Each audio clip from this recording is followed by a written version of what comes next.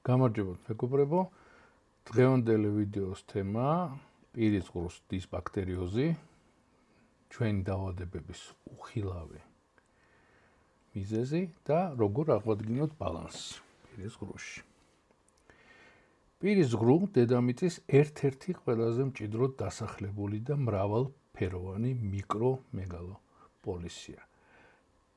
ეს გაზვიადება ნამდვილად არ არის. თქვენი პირის ღრუ არ არის მხოლოდ ჭიშკარის საკვებისთვის, ის ურთულესი ეკოსისტემაა.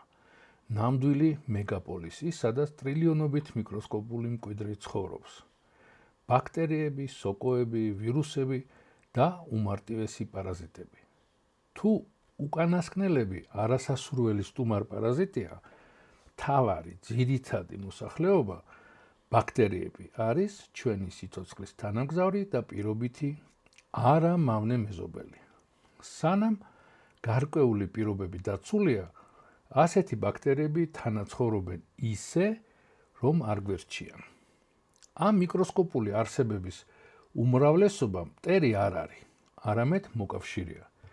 ისინი გვეხმარებიან საკვების მონელების დასაწყისიდანვე. ასევე ავარჯიშებენ ჩვენს იმუნურ სისტემას და, რაც ყველაზე მთავარია, იცავენ თავიანთ ტერიტორიას ნამდვილად საშიშ მავნე მიკრობების შემოჭრისგან. წარმოიდგინეთ, რომ თქვენი პირის ღრუ ეს აყვავებული ქალაქია. სასარგებლო ბაქტერიები კი კანონმორჩილი მოქალაქეები, მშენებლები, ექიმები, პოლიცია. ისინი ინარჩუნებენ წესრიგს და არაძლევენ კრიმინალურ ელემენტებს მოქმედების საშუალებას. სანამ ჩვენ ვიცავთ გარკვეულ თანაცხოვრების წესებს, პირობითად უსაფრთხო არამავნე ბაქტერიები შვიდად იქცევიან და თავიანთ საცხოვრის უცხოებისაგან იცავენ. მაგრამ რა ხდება? როდესაც ქალაქში კრიზისი იწყება, როდესაც ძალთა ბალანსი ირღვევა. ამ მდგომარეობას ეწოდება პირის ღრუს დისბაქტერიოზი. რატომ იქცევა მშვიდი ქალაქი საბრძოლო მოქმედებების არენად? რას ემუქრება ეს? არა მხოლოდ კბილებს, არამედ მთელს ორგანიზმს. როგორ აღვადგინოთ მშვიდობა სასას ქვეშ, თქვენს პირის ღრუში? ჯანმრთელ მდგომარეობაში ჩვენ მიკრომეგაპოლისში ბალანსი სუფევს. სხვადასხვა სახეობის ბაქტერიები თან არსებობენ, კონკურირებენ ერთმანეთთან რესურსებისთვის და სივრცისთვის. პირობითად სასარგებლო სახეობები, როგორიცაა ზოგიერთი სტრეპტოკოკი, თქვენ წარმოიდგინეთ, და ლაქტობაცილები აწარმოებენ ნივთიერებებს, რომლებიც ზღუდავენ მავნე მეზობლების, მაგალითად, კარიესის გამომწვევი მიკრობების გამრავლებას. დისბაქტერიოზი მოვლენაა, როდესაც მყიფე წონასწორობა ირღვევა. მავნე პათოგენური მიკრობები იწყებენ უკონტროლო გამრავლებას, თრგუნავენ პირობითად სასარგებლო ბაქტერიებს. ისინი ქმნიან ძლიერ კოლონიებს, რომლებიც ჩვენთვის უკეთ არის ცნობილი როგორც კბილის ნადები. ისევე როგორც გამაგრებულ ციხე-სიმაგრეში, ნადების შიგნით ბაქტერიები საიმედოდ არიან დაცულნი გარე ზემოქმედებიდან და აგრძელებენ თავიანთი დამანგრეველ საქმიანობას. მარტივი ანალოგია. წარმოიდგინეთ მოვლილი, აყვავებული ბაღი, სადაც თქვენ ამრავლებთ ლამაზ ყვავილებს, პირობითად სასარგებლო ბაქტერიებს. მაგრამ თუ სარეველას მოსპობას შეწყვეტ, ისინი მავნე ბაქტერიების სწრაფად გაიზრდებიან. დაჩtildeავენ ყვავილებს და ნიადაგიდან წყალს და მიკროელემენტებს გამოწოვენ. დისბაქტერიოზი ეს არის სწორად ასეთი მიტოვებული ბაღი თქვენს პირის ღრუში. კბილის ნადები ეს არის სარეველების მძლავრი ჯუნგლები, რომლებიც არა მხოლოდ გარეგნული დეფექტია, არამედ თქვენი კბილების და ღვიძლების დამანგრეველი მიკრობების თავშესაფარია. რატომ ხდება, რომ აყვავებული მეგაპოლისი მოულოდნელად ქაოსში ეხვევა? აჯანყების მრავალი მიზეზი არსებობს და ისინი ხშირად ერწყმიან ერთმანეთს. პირველი, არასწორი კვება. ეს ერთ-ერთი მთავარი მიზეზია. მავნე ბაქტერიებს განსაკუთრებით ამრავლებს მარტივი ნახშირწყლები. მათთვის ის, როგორც მაღალოქტანური საწვავია მანქანისთვის. შეჭამეთ ნამცხვარი ან დალიეთ ტკბილი წვენი? თქვენ მოუწყვეთ ხინი პათოგენურ მიკრობებს. ისინი იწყებენ სწრაფად გამრავლებას და აწარმოებენ მჟავებს, რომლებიც აზიანებენ კბილის ემალს, იწვევენ კარიესს. გარდა ამისა, ვიტამინებითა და ბოჭკოვანებით ღარიბი საკვები, კვება, ასუსტებს ორგანიზმის ზოგადად დამცავ ძალებს.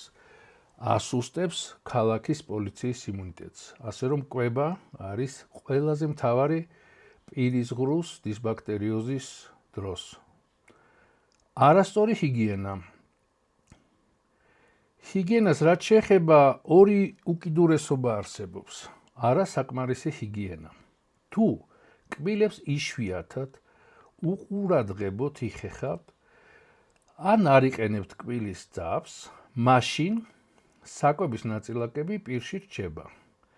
ეს ქმნის მავნე ბაქტერიებისთვის ამოუწურავ სურსათის საწყობს. ნადები გროვდება, აკუმულირდება და პარაზიტების მეშვეობით წარმოიქმნება კბილის ქვა, რომლის მოცილება ჯაგრისით უკვე შეუძლებელია. ეს არის იდეალური პლაცდარმი, რომ ანთება ღრძილებზეც გადავიდეს.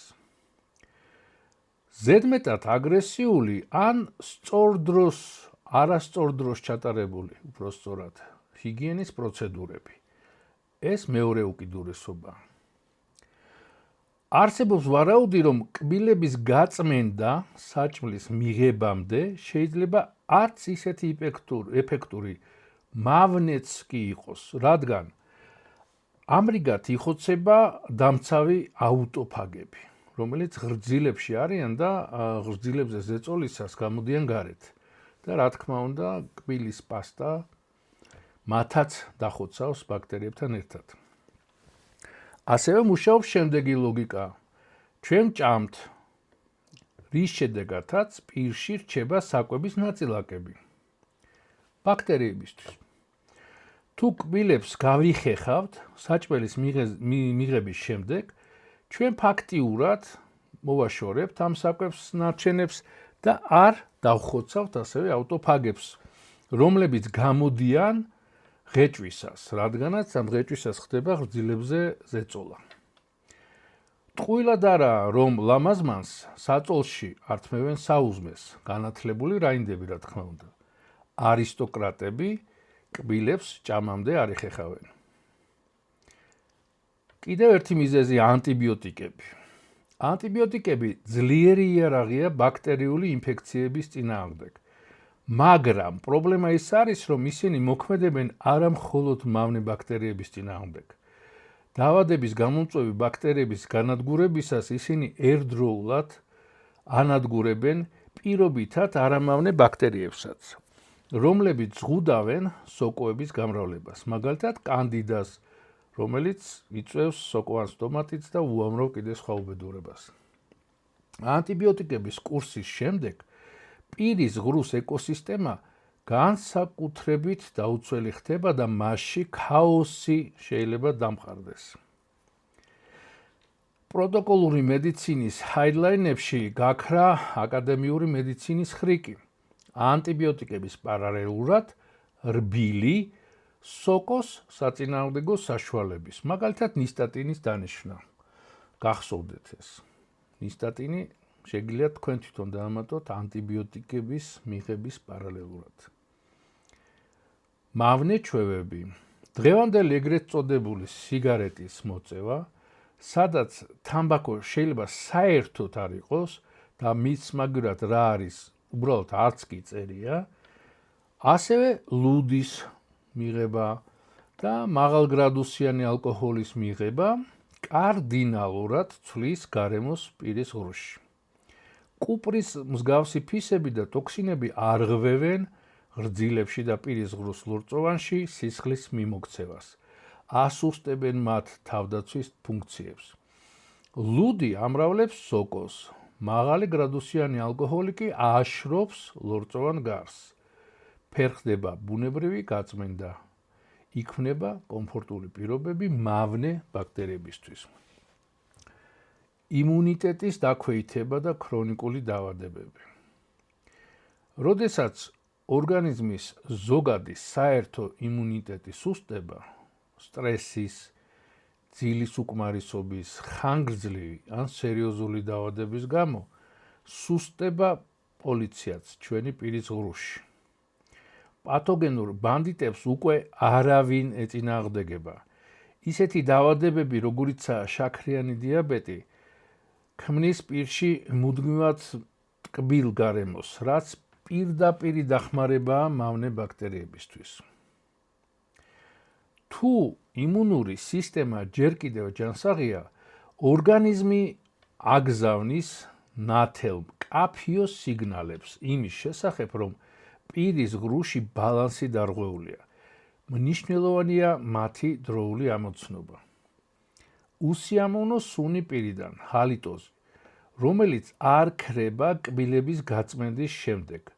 ხშირად ეს არის ბაქტერიების ცხოველყოფის შედეგი, რომლებიც გამოყოფენ ქროლად გოგირმჟავა ნაერთებს. ღვიძლიდან სისხლდენა კბილების გახეხვის დროს ეს არის კლასიკური ნიშანი გინგივიტის, ანუ ღვიძლების ანთების. დისბაქტერიოზის პირდაპირი შედეგია ეს ყველაფერი. ასეთ მდგომარეობაში ღვიძლები იოლად ზიანდება. ხშირია სისხლდენა, ისინი მტკივნეული ხდებიან. ნადები ენაზე, ნადების ფერი შეიძლება იყოს სხვადასხვა პროცესების მაჩვენებელი. თეთრი ნადები შეიძლება მიუთითებდეს საჭმლის მომნელებელ სისტემაში პრობლემებზე, დისბაქტერიოზზე ნაწლავებში, დატვირთვაზე ღვიძლზე, სოკოვანი მიკრობების აქტივობაზე. ყვითელი ნადები ხშირად ღვიძლში სანაღვლე გზებზე მიუთითებს. მომწვანო ან შავი ნადების საჭიროებს განსაკუთრებულ ყურადღებას და შეიძლება მიუთითებდეს სერიოზულ სოკოვან ან ბაქტერიულ დაზიანებაზე და უპირობოდ უნდა მიმართოთ მკურნალ ექიმს. ხშირი სტომატიტი, წყლულები პირის ღრუს ლორწოვანში. პირდაპირი მტკიცებაა იმისი მტკიცებულება, რომ დისბაქტერიოზი განვითარდა ყველგან, სადაც ეს შესაძლებელია, პირის ღრუს გარდა ნაწლავებში, შარცასქესო სისტემაში, სწორ ნაწლავში. ყველაზე საშიშია ვიფიქროთ, რომ პირის ღრუს დისბაქტერიოზი არის მხოლოდ კბილებთან პრობლემა. ქრონიკული ანთება პირში ეს არის ინფექციის და ტოქსინების მუდმივი წყარო მთელი ორგანიზმისთვის. დამტკიცებულია, რომ სწორი ნაწლავის სიმსივნის ყოველი მესამე შემთხვევა არის პირის ღრუში ქრონიკული ანთების პროცესების შედეგი. კიდევ სხვა პრობლემები, პარადონტიტი. თუ ღვიძლების ანთებას არ მკურნალობენ, ანთება ვრცელდება და აზიანებს კბილისკენ მომართულ ბოჭკოებსა და ძვალს. ეს იწვევს სრულიად ჯანმრთელი კბილების ანთებას და დაკარგვას. გავლენა ენდოკრინულ სისტემაზე და ტვინზე. ტოქსინებს და ანთებით მოლეკულებს, ციტოკინებს, რომლებსაც აწარმოებენ ბაქტერიები პარადონტიტის დროს, შეუძლიათ გაიარონ, გადალახონ ტვინის ბარიერი. კვლევები აჩვენებენ კავშირს პირის ღრუს ქრონიკულ ანთებასა და ალცჰაიმერის დაავადების რისკის გაზრდას შორის. ასევე გამოვლენილია კავშირი დიაბეტთან. პარადონტიტი ართულებს შაქრის დონის კონტროლს და პირიქით დიაბეტი ზრდის პარადონტიტის რისკს. გულ-სისხლძარღვთა სისტემა. ბაქტერიები პირის ღრუდან შეიძლება შეაღწიონ სისხლში და მიეწებონ ათეროსკლეროზულ ღილაკებს, ცხიმოვან დეპოზიტებს კედლებზე, რაც ზრდის გულის შეტევებისა და ინსულტის რისკს. საჭმლის მომნელებელი სისტემა. ყველაფერი, რასაც ჩვენ ვყლაპავთ, გადის პირის ღრუს. დისბაქტერიოზისას ჩვენ მუდმივად ვკლაპავთ პათოგენური მიკროორგანიზმების ნარევს, რაც არღვევს ნორმალურ მიკროფლორას კუჭ-ნაწლავის ტრაქტში და შეიძლება გამოიწვიოს და გაართულოს გასტრიტი, კოლიტი და სხვა კუჭ-ნაწლავის პრობლემები. ფილტვები. ჩასუნთქვისას ბაქტერიებს პირის ღრუდან შეუძლიათ შეღწევა ბრონქებში და ფილტვებშიც კი და ამით გამოიწვიონ ან გაამძაფრონ ანთებითი პროცესები, განსაკუთრებით ბავშვებში და ხანდაზმულ ადამიანებში. საბედნიეროდ პირის ღრუს დისბაქტერიოზი არ არის სასჯელი. ის შექცევადი პროცესია. და აი გეგმა პირის ღრუს წესრიგში მოსაყვანად. პირველი სტრატეგიული ჰიგიენა. კბილების გახეხვა ოპტიმალურია და ამას გაკეთება საჭმლის მიღების შემდეგ ჯობია. დილის საუზმისა და საღამოს ვახშმის, ან ძილის წინას თუნდაც შემდეგ. გამოიყენეთ რბილი ან საშუალო სიმტკისის ჯაგრისი.